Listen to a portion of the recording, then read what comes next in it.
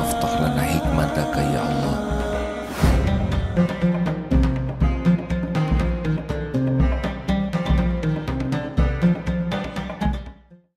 Yang kedua, wal kadhiminal ghaidh, menahan amarah. Ini mengendalikan. Uang maunya ditahan, yang Allah suka keluar, bahagia itu keluar, bahagia itu sedekah. Rasulullah SAW satu lembah kambing, kasihkan saja, tidak dilihat kambing, nah ini kambing kurus, ini kambing pincang, tidak, urat saja. Ada tumpukan emas ghanimah, ada yang minta, ambil tuh, bukan dipilih seperti kita, ambil, saking tidak ada nilainya dunia dalam pandangan Rasulullah.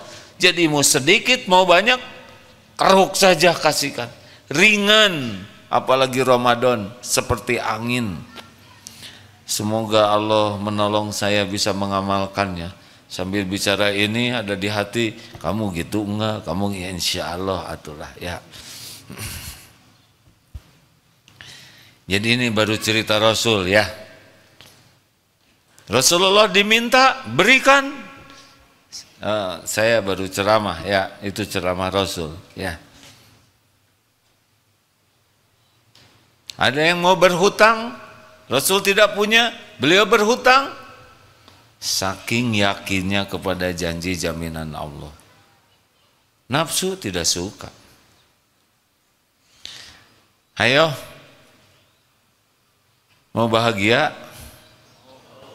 kalahkan nafsunya. Sedekah, makanan kasihkan. Jangan kalah oleh ketamakan. Tahan amarah. Bahagia itu memaafkan. Bahagia itu menahan amarah. Nafsu itu pemarah. Orang-orang yang pemarah dan terus-menerus marah, mudah marah, cepat marah, marahnya lama, segala urusan jadi bahan marah, tidak ada bahagia. Mungkin jadi banyak penyakit pada dirinya.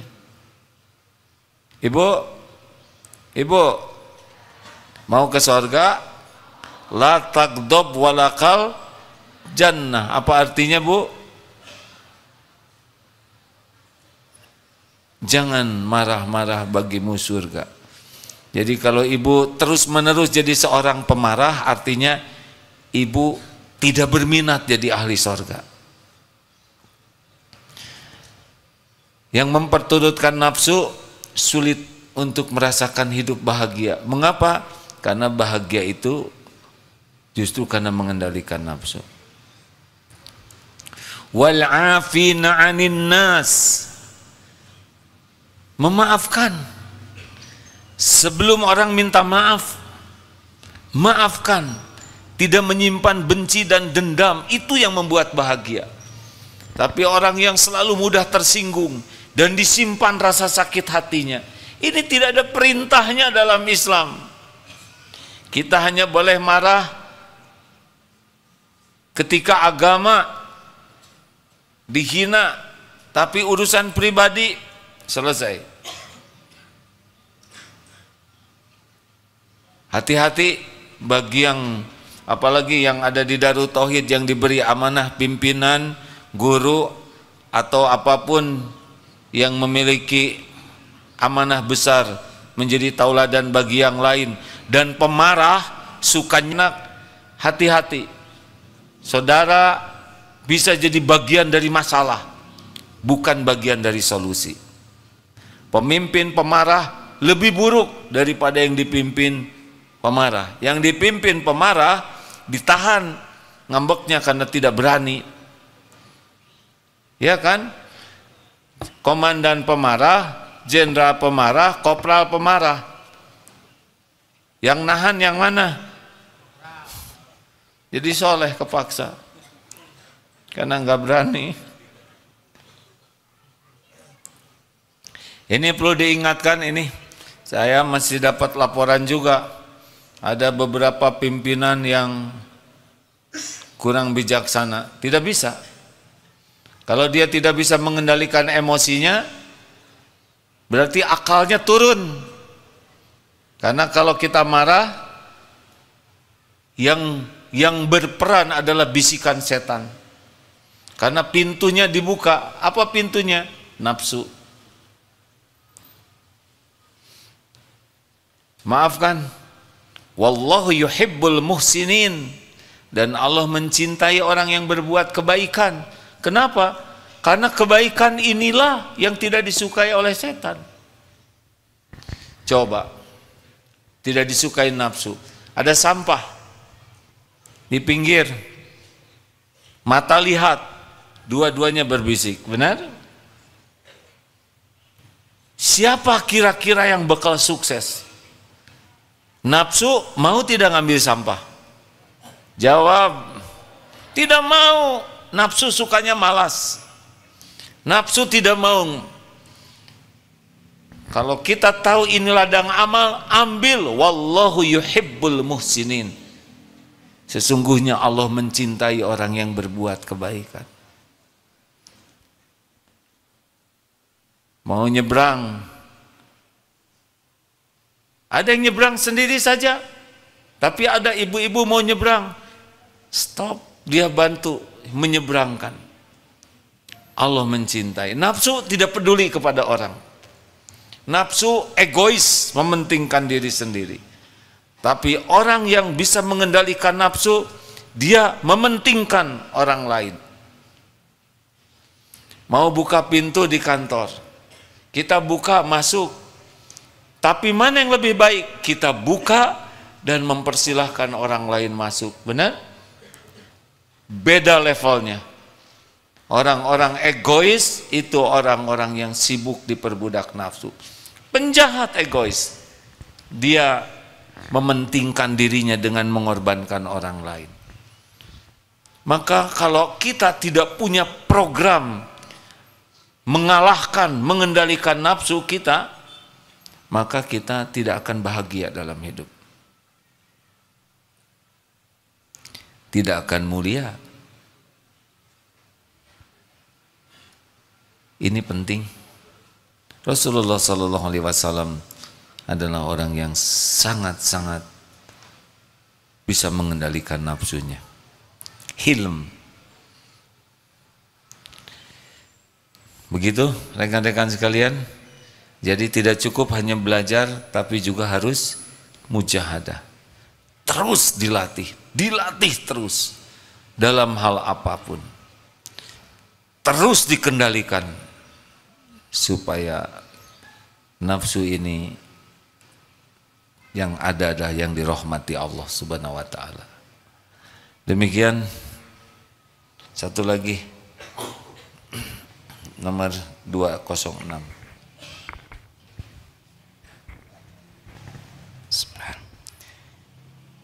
Min alamati ittiba'il hawal musara'atu ila nawafilil khairat wattakasulu 'anil qiyami bil wajibat. Setengah daripada tanda menurutkan hawa nafsu ialah cekatan dalam mengerjakan yang sunnah-sunnah, tetapi malas untuk mengerjakan yang wajib. Ada yang sangat banyak zikirnya, terutama ya Rozak. Sudah diduga kan masalahnya apa? Ya Rozak, ya Rozak, ya Rozak. Tidak salah berzikir ya Rozak, tapi dia ya Rozak 10.000 kali, tapi tidak sholat fardu. Ada yang sholawat begitu banyak, tapi dia abai ke masjid sholat berjamaah. Orang yang nafsu biasanya sangat cekatan kepada amal-amal sunnah, tapi lalai kepada yang fardu. Ya saudara tinggal pikirkan sajalah, orang pakaian ini ada yang fardu, ada yang sunnah. Ya, saya tidak mau menjelaskan detail. Ada yang wirid terus, tapi untuk yang lainnya kurang, termasuk senang sedekah tapi tidak bayar zakat. Ini juga bagian dari nafsu. Ayo rekan-rekan sekalian, kalau kita terus punya semangat mujahadah, mengendalikan diri dari kekikiran, dari amarah, dari syahwat, terutama ini nih, mata dan telinga. Ini sumbernya nih. Berjatuhannya kita kalah oleh nafsu gara-gara tidak bisa mengendalikan pandangan dan telinga. Antara mata dan telinga ini lebih gawat.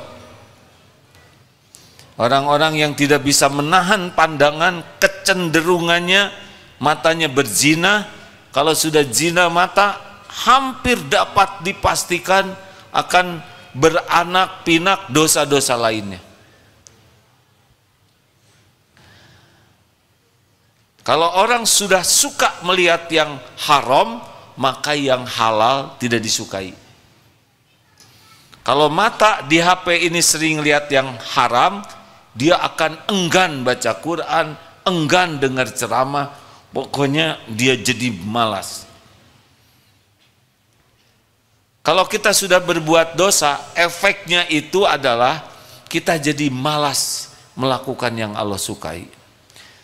Kalau ada di antara kita yang malas sekali tahajud, kalau bukan karena uzur yang Allah cari, selebihnya karena banyak dosa. Kalau dosa, mata dosa, mulut dosa, perbuatan dosa, tahajud berat. Kecuali ibu-ibu yang ngurus anak, capek, tidur karena menyusui, lalu tidak tahajud, tidurnya juga jadi ibadah.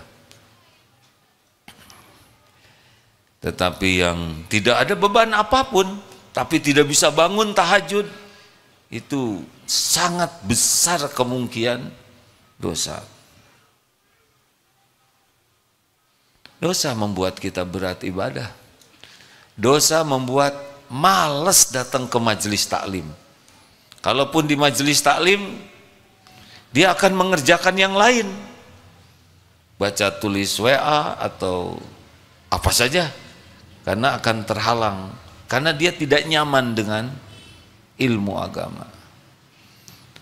Makin banyak dosa, makin males ketemu dengan orang-orang baik. Karena frekuensi orang baik itu membuat dia tidak nyaman. Dia suka dengan yang sefrekuensi saja. Rugi, padahal tidak ada bahagia dalam maksiat. Bahagia adanya dalam amal soleh. Terima kasih. Oh maaf, satu lagi, ibu-ibu, bu, mana kira-kira yang disukai Allah? Membicarakan kebaikan orang atau membicarakan keburukan orang? Kalau membicarakan keburukan orang, disukai Allah atau disukai nafsu? Ya, baguslah. Ibu suka ngobrolin siapa? Itu dijawab saja di hati. Makanya orang yang suka bicara jelek tentang orang lain, wajahnya juga ke bawah. Saya cuma nyebut ke bawah aja. Yang cakep saja ngobrolin yang jelek, jadi apalagi kita ngobrolin tuh, jangan ngomong jelek. Tidak ada orang menjelek-jelekan orang lain pakai wajah cerah. Dia itu sebetulnya kurang ajar.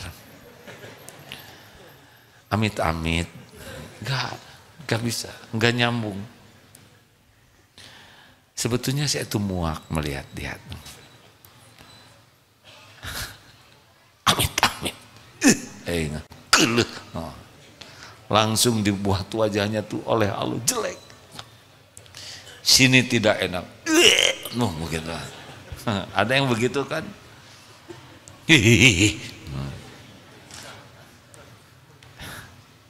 Mau apa seperti itu? Tidak kebayang Rasulullah begitu, benar?